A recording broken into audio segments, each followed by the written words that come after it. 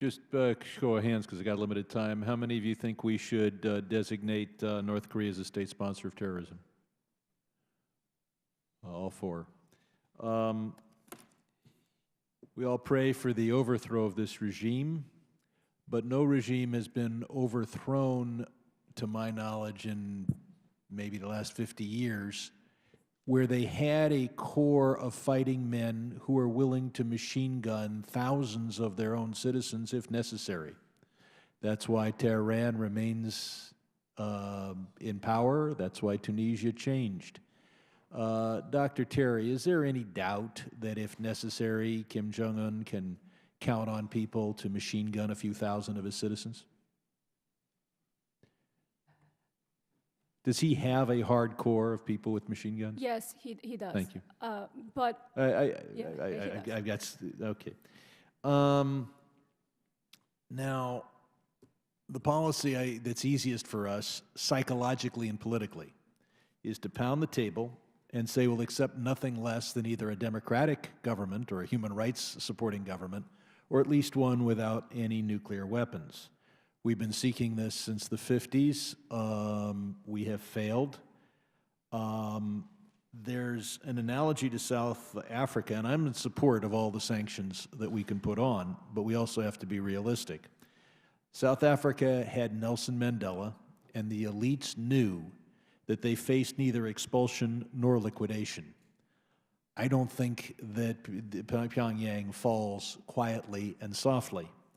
The other point about South Africa is every country in the world, or virtually every country, sanctioned them.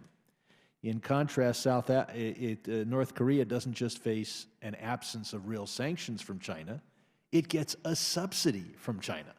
So one can only imagine what would have happened in South Korea if the second most powerful economy in the world was dedicated to their survival and was willing to give them subsidies. It does meet our psychological needs, however, to say we demand. As a matter of fact, we wouldn't sign a non-aggression pact with them back when Cheney dreamed of aggressing. And so we can. It meets our political needs. Speaking of that, it's one we ought to have civil defense in this country.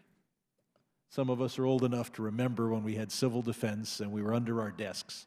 That met only the political and psychological needs of our country's leaders, because obviously if we faced several thousand Soviet thermonuclear weapons, the civil defense would have done us very little good. But at least the leadership of the country could say, well, we know that you face the Soviet Union, you're afraid of that, we'll give you something, you can go under your desk. Now we have a foreign policy establishment that will not admit to the American people that it may fail to prevent us from being hit by not a thermonuclear weapon, but something roughly 1/50th the size. We could prepare to minimize casualties. We won't, because that will mean that we have to admit that there's the possibility that we'd face casualties. Now, missile defense is okay politically, but remember, you can smuggle a nuclear weapon inside a bale of marijuana. I want to turn to North Korea's involvement in the Middle East. They provided the plans and the tools for the reactor on the Euphrates. Do any of our witnesses have any information as to how much money was given to North Korea in return for that very limited help? I've seen speculation in roughly the $100 million figure, but it's just the best available speculation. Now, Iran wants an indigenous program.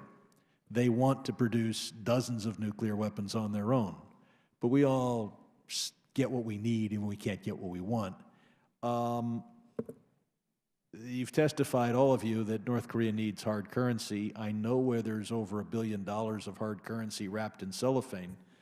So you've got a country, now North Korea needs about 12 nuclear weapons at least to defend themselves from us.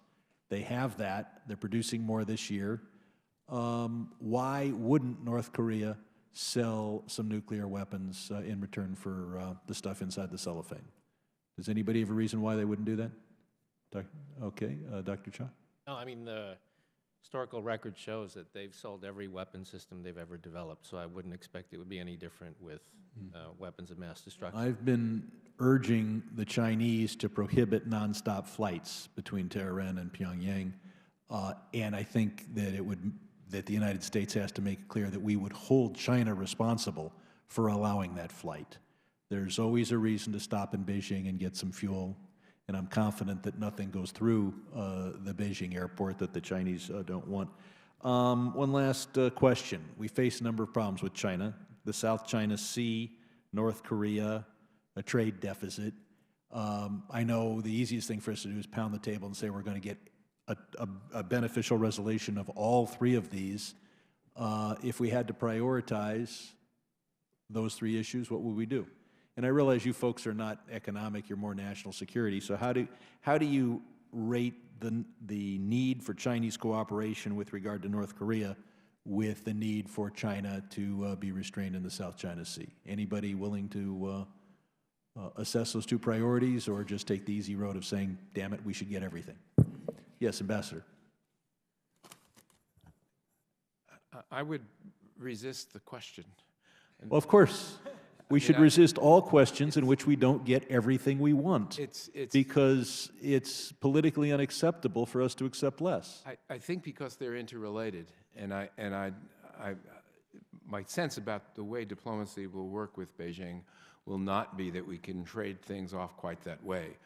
I will point out that the present policy has utterly failed to get Beijing to either limit what it does in the South China Sea or to really pull the strings on Pyongyang.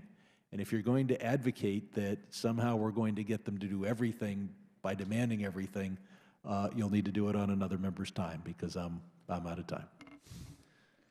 And thank you, Mr. Sherman, and thank each of you for being here today.